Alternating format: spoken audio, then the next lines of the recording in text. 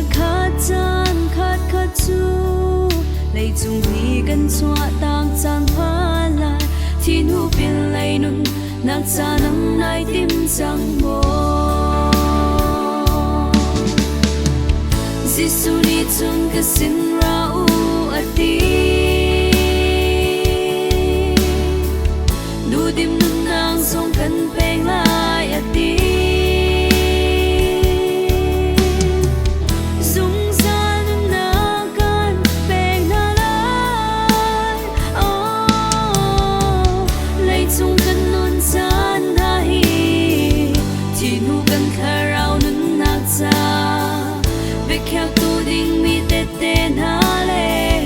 Swala kan po tu ding mi an rak sila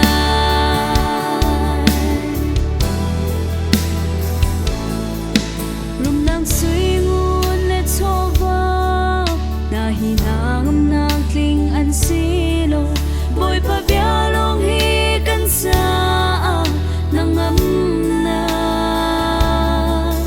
man sia cham lo tu na cha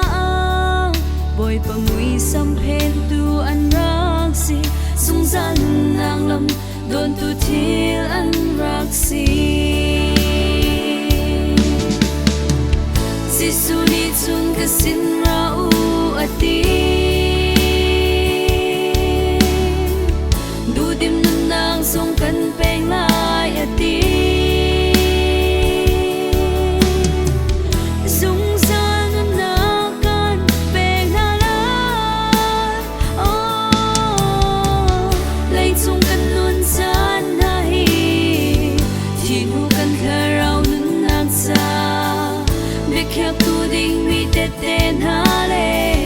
Swala kan po tu ding mi an rak sila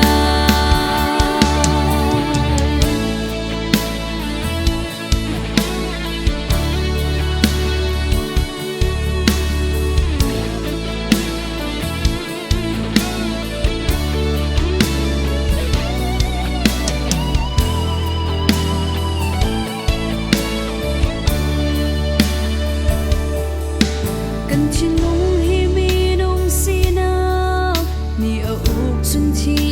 sham asi kharau ni a uk chun nu na sham asi so lang rong a nan pum ni chun chinang chu in go man se lo kri kharau chau tu na chu an nong chan la Giêsu ni chun ka sin ra u ati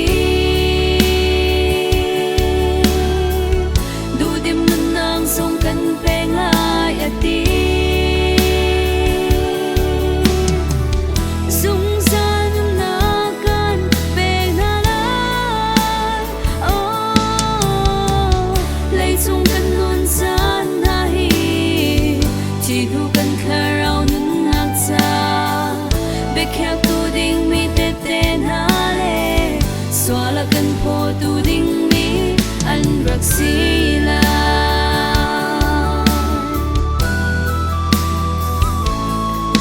Hoi do dai thang inum tila tim cha te inum chang u si mi fear bang in kan boy si su ra chan la kan mei in si nan ron cha in tim cha le chi tlang ba kan boy Giêsu Christ Giêsu ni chun ka sin ra u ati du dim nun nang song kan peng lai ati